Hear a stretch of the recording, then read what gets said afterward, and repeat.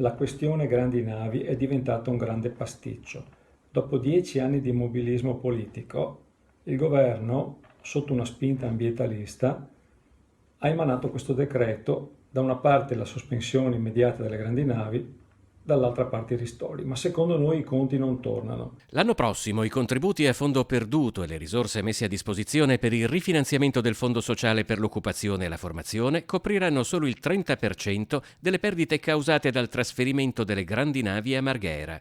Secondo una stima dell'ufficio studi della CGA, al netto dei ristori, il saldo negativo per Venezia sarà di 57 milioni di euro. Secondo uno studio recente dell'autorità portuale, l'impatto economico del porto di Venezia, solo limitatamente alla crocieristica, è di 380 milioni di euro, per cui 25 milioni di ristori sono ben poca cosa. I 380 milioni di euro fatturati dalla crocieristica nel 2018 appaiono addirittura poca cosa, però accanto ai 19 miliardi generati dal porto commerciale tra produzione diretta, indiretta e indotto. Il timore della CGA è anche che la coesistenza con le navi turistiche possa penalizzare proprio le attività commerciali e industriali legate al porto. Il decreto inoltre lascia aperte molte questioni: lo scavo dei canali, la destinazione delle navi da crociera, l'interferenza con il traffico commerciale.